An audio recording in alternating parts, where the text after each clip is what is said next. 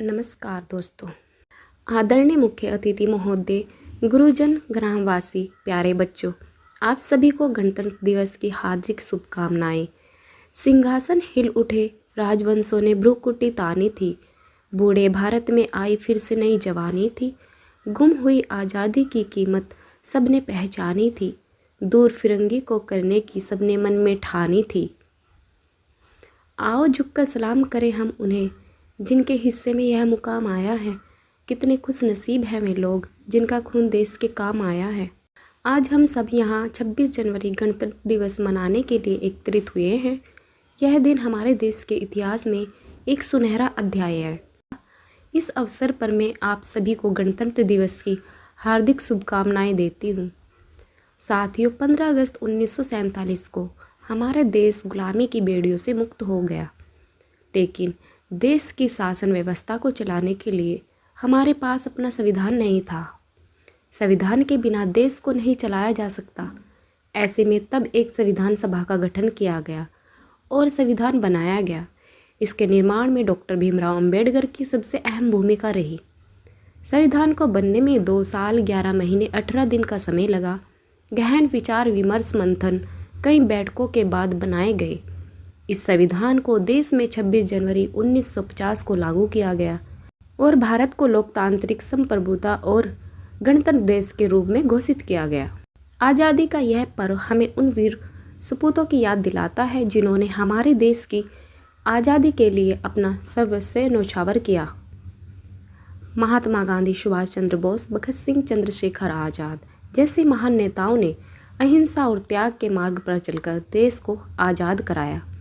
आज़ादी के बाद हमारे देश को एक मजबूत आधार देने के लिए संविधान का निर्माण किया गया।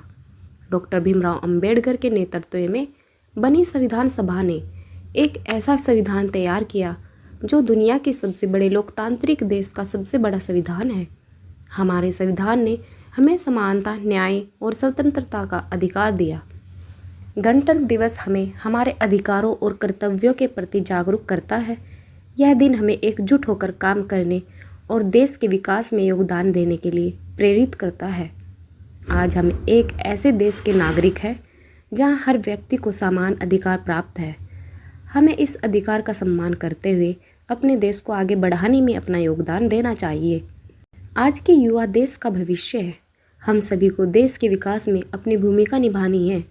हम सबको शिक्षित होकर, कौशल विकसित करके और नई तकनीकों को अपनाकर देश को आगे बढ़ाने में मदद करनी है। देशभक्ति की भावना से ओतप्रोत होकर देश की सेवा करनी है।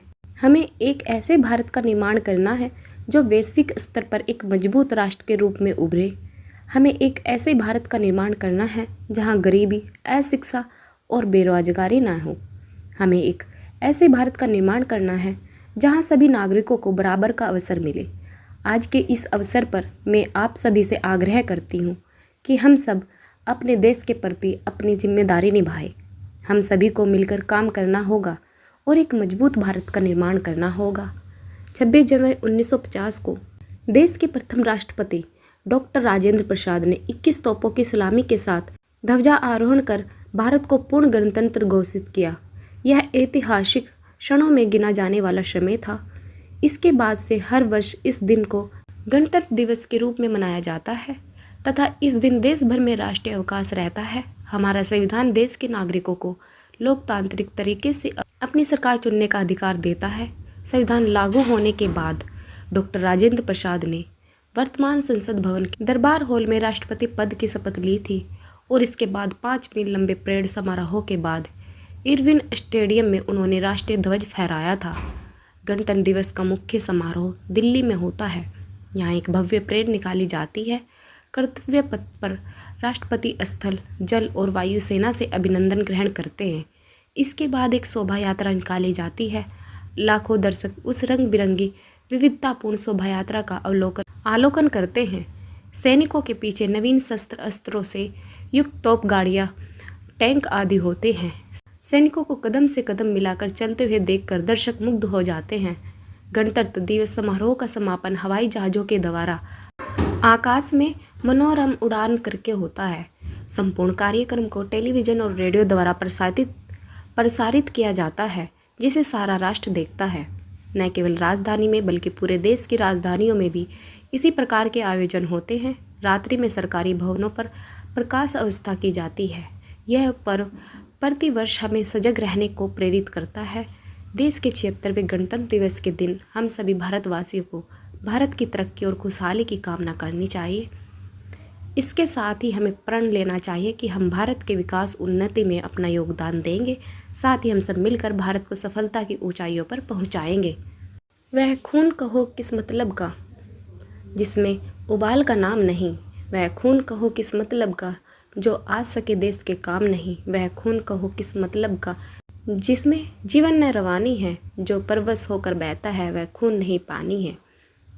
यह बात हवाओं को भी बताए रखना, रोशनी होगी चिरागों को भी जलाए रखना। लहू देकर जिसकी हिफाजत हमने की, कैसे तिरंगे को सदा दिल में बसाए रखना। इसी के साथ मैं अपने भाषण का समापन करना चाहूँगी। जय हिंद, जय भारत। फ्रेंड्स, आप लोग भी स्कूल या कॉलेज में इस तरह से अपने भाषण को दे सकते हैं।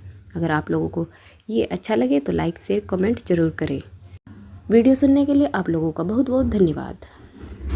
जय हिंद, जय भारत।